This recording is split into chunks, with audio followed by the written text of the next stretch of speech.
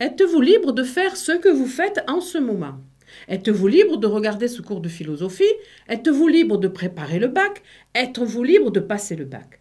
Ou bien, vous sentez-vous contraint à faire cela, contraint par vos parents? Vous sentez-vous dans l'obligation d'avoir des diplômes pour ensuite avoir une carrière et gagner votre vie? Bergson disait que tout homme a deux philosophies, la sienne, celle de Spinoza. Spinoza est une haute figure de la philosophie, par ses idées, mais aussi par sa vie. Il est né à Amsterdam, il était juif, et il a fait des études juives approfondies, mais il avait des idées beaucoup plus libérales, il refusait le dogmatisme, on lui a enjoint d'arrêter de dire ce qu'il disait et d'écrire ce qu'il écrivait, il a refusé, et les rabbins d'Amsterdam l'ont excommunié, ce qui pour les juifs signifie qu'aucune personne juive ne doit plus avoir de contact avec la personne excommuniée. Il s'est donc trouvé coupé complètement de sa famille, de ses amis, de son milieu. Il est parti d'Amsterdam, il est allé vivre dans un petit village, il a appris le métier de polisseur de l'Empire, métier aujourd'hui modernisé mais qui existe encore, et il a gagné sa vie de cette façon, il a passé l'essentiel de son temps à écrire de la philosophie, et notamment son livre principal qui a pour titre L'éthique. Ce grand penseur ne croit pas que l'homme soit un être libre. Il est déterministe. Il croit au déterminisme des hommes. Il dit lorsque nous avons le sentiment de notre liberté, le sentiment de choisir, le sentiment de décider nos actes. En fait, nous sommes dans l'illusion. Tout comme une pierre que l'on pousserait en haut d'une pente et qui, au cours de sa descente, pourrait imaginer qu'elle est libre et qu'elle a choisi elle-même de descendre. Tout comme un homme sourd va parler en croyant vouloir parler. Et lorsqu'il n'est plus sourd, va regretter d'avoir dit ce qu'il avait dit.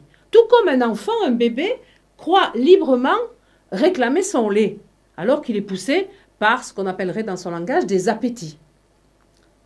Nous ne sommes pas libres, nous croyons l'être, parce que nous ignorons les causes qui nous déterminent à agir. Tout ceci, vous le retrouvez dans un texte cité ici, concevons une chose très simple, une pierre qui roule, etc. L'homme est déterminé. Ça signifie qu'il n'est pas différent de ce stylo. Je lâche ce stylo et il tombe. Il tombe nécessairement. Le déterminisme, c'est cela. On obéit à des lois nécessaires. Je ne suis pas plus libre que le stylo qui tombe, que la pierre qui roule. Nécessaire s'oppose à contingent. Nécessaire, ce qui ne peut pas ne pas être. Contingent, ce qui peut ne pas être ou être autrement. C'est un de vos repères au programme. Croire au déterminisme, en général, pour la nature, et dans ce cas pour Spinoza, l'homme fait partie de la nature, c'est penser que le monde est soumis à des lois imparables, des lois nécessaires, des lois régulières de forme mathématique. Et que donc, les mêmes causes produiront nécessairement les mêmes effets. Le soleil se lèvera encore demain et après-demain, etc. Et le stylo continuera à tomber. Il n'y en a pas un qui un jour s'envolera.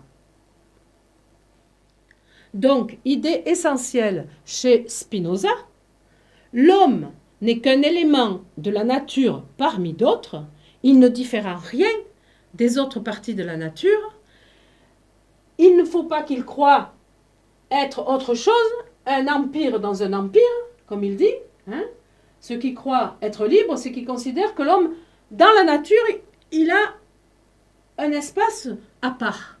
Non, il n'est rien d'autre que la pierre, l'arbre ou l'escargot. Ou plutôt, il n'est pas plus libre que la pierre ou que l'escargot. Pourquoi? Parce que Spinoza est panthéiste.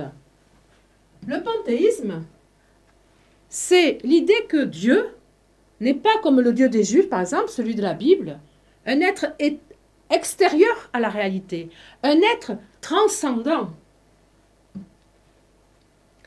Il est au contraire totalement immanent et transcendant ce qui est extérieur à la réalité et supérieur à cette réalité, qui la dépasse. Alors que est immanent quelque chose qui est dans la réalité, qui est la réalité elle-même. Pour le panthéisme, Dieu, c'est la totalité de ce qui est. Et la totalité de ce qui est en Dieu. En Dieu, comme la table est en bois. Tout ce qui est en matière Dieu. Spinoza est moniste. Pour lui, il n'y a qu'une seule substance. Il n'y a pas l'esprit, par exemple, et le corps. Et cette substance, c'est Dieu. Comme, au fond, le slime, qui va pouvoir prendre la forme de tous les êtres existants possibles. Dieu est le slime pour Spinoza. Spinoza affirme donc le déterminisme humain et en même temps, il dit que la vraie liberté n'est pas en cause. Parce que la vraie liberté, c'est de savoir que l'on est déterminé. Qu'est-ce que ça veut dire? Ça veut dire que si Dieu est tout, nous sommes quelque part un morceau de Dieu. On dit n'écrasez pas la fourmi dans les spiritualités asiatiques parce que la fourmi est Dieu. Non, elle est un peu de Dieu. Et de la même façon, nous sommes un peu de Dieu. Mais nous ne sommes pas un atome indifférencié de Dieu. Nous sommes comme dans un corps, l'ensemble de ce qui est serait un corps vivant, et dont nous serions un des organes. Si vous êtes par exemple le foie de Dieu, le foie du grand tout, ce n'est pas vous qui décidez si vous devez digérer telle ou telle chose.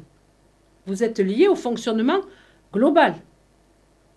Mais cependant, vous n'êtes pas personne. Vous êtes le foie, vous n'êtes pas l'œil. Vous avez une fonction, un rôle, une destinée, pas écrite, mais une vocation, on pourrait dire. Et c'est en accomplissant pleinement ce pourquoi vous êtes fait, ce que vous êtes, et non pas en essayant, si vous êtes un foie, d'entendre et vous prendre pour une oreille, en essayant d'être pleinement vous-même, en étant pleinement vous-même, qu'à ce moment-là, vous êtes totalement et réellement libre. Lorsque vous prenez une décision, lorsque vous faites quelque chose dans ce cas-là, vous êtes totalement libre parce que vous le faites en fonction de ce que vous êtes au plus profond de vous. Je veux ce que je veux parce que je suis ce que je suis. Je ne peux pas vouloir autre chose, mais en le voulant, je suis pleinement moi-même et pour Spinoza, finalement, pleinement libre. Cette idée que tout est lié, fait partie d'un grand ensemble, un grand tout, vous le retrouvez, on l'a dit, par exemple, chez l'hindouisme, dans l'hindouisme, mais vous le retrouvez aussi dans une pensée très moderne et très actuelle, l'écologie. Ne dit-on pas qu'un battement d'aile d'un papillon peut déclencher des tsunamis à l'autre bout de la planète et que chacun de nos gestes, y compris de jeter un papier sale, va avoir un impact sur la totalité de la vie de la planète. Cette philosophie de la responsabilité, vous allez la trouver sous une forme apparemment totalement opposée dans la vidéo suivante à travers la pensée de Sartre.